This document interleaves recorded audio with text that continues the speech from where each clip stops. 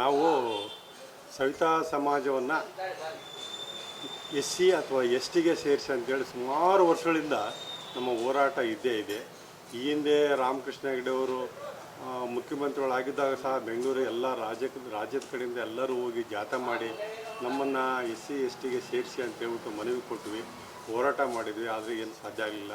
ನಂತರ ವೀರಪ್ಪ ಮೊಯ್ಲಿಯವರು ಸವಿತಾ ಸಮಾಜದ ಒಂದು ಉಪಪಂಗಡ ಏನಿದೆ ಅದು ನಮ್ಮ ಸವಿತಾ ಸಮಾಜಕ್ಕೆ ಸೇರ್ಪಡೆ ಆಗುತ್ತೆ. 27 ಉಪಪಂಗಡಗಳಿದೆ, ಅದರಲ್ಲಿ ಅವರ ಜಾತಿನ ಒಂದು ಪಂಗಡ.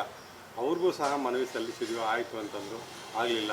ನಂತರ 1990 ಆಜುಬಾಜು ಇರಬೇಕು, ರವಿವರ್ಮ ಕುಮಾರ್ ಅವರು ಕರ್ನಾಟಕ ರಾಜ್ಯ ಹಿಂದುಳಿದ ಶಾಶ್ವತ ಆಯೋಗದ ಅಧ್ಯಕ್ಷರಾಗಿದ್ದರು.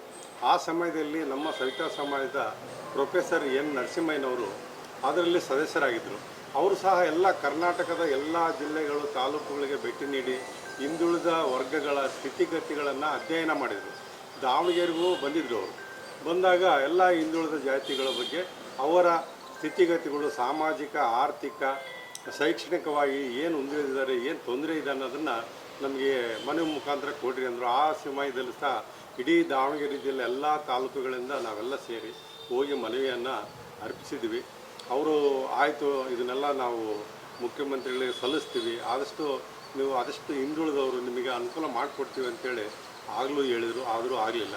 ನಂತರ ಈ ಹಿಂದೆ ಸಿದ್ದರಾಮಯ್ಯನವರು ಮುಖ್ಯಮಂತ್ರಿಗಳಾಗಿದ್ದಾಗ ಸನ್ಮಾನ್ಯ ಎಚ್ ಆಂಜನೇಯವರು ನಮ್ಮ ದಾವಣಗೆರೆಯವರು, ಅವರು ಸಹ ನಿಮ್ಮ ಮತ್ತು ಮಡಿವಾಳನ್ನು ಮುಂಚಿತವಾಗಿ ಎಸ್ ಸಿ ಅಥವಾ ಎಸ್ ಟಿಗೆ ಸೇರ್ಪಡೆಗೊಳ್ಳಲೇಬೇಕು ಅಂತೇಳ್ಬಿಟ್ಟು ಅವರು ಹೇಳಿದರು. ನಾವು ಅವರಂತೆ ಬೆಂಗಳೂರಿನಲ್ಲಿ ಫ್ರೀಡಮ್ ಪಾರ್ಕ್ನಲ್ಲಿ ದೊಡ್ಡದಾಗಿ ಎಲ್ಲ ಕರ್ನಾಟಕ ರಾಜ್ಯದ ಎಲ್ಲ ಮೂಲೆಗಳಿಂದೆಲ್ಲ ಸೇರಿ ಅಲ್ಲಿ ಅವರನ್ನು ಕರೆಸಿ ಅಲ್ಲಿನೂ ಮನವಿ ಪತ್ರ ಕೊಟ್ಟಿದ್ವಿ.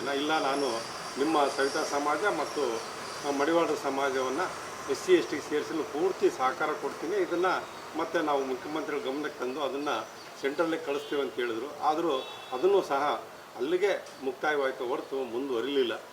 ದಯವಿಟ್ಟು ಮಾನ್ಯ ಸರ್ಕಾರ ನಿಮ್ಮ ಮುಖಾಂತರ ನಾವು ಕೇಳ್ಕೊಳ್ಳೋದು ಅಂತಂದರೆ ಆದಷ್ಟು ನಮಗೆ ಆ ಒಂದು ಒಳ ಮೀಸಲಾತಿಯನ್ನು ತಪ್ಪದೇ ಕಲ್ಪಿಸ್ಬೇಕು. ಯಾಕಂದರೆ ಎಸ್ ಟಿಗೆ ಕಳಿಸೋದು ಭಾಳ ತೊಂದರೆ ಇದೆ. ಸದ್ಯಕ್ಕೆ ಒಳ ಮೀಸಲಾತಿಗೆ ಅವಕಾಶ ಇದೆ, ಅದರಿಂದ ಎಲ್ಲರಿಗೂ 2A ಎಲ್ಲರಿಗೂ ಅವಕಾಶ ಇದೆ.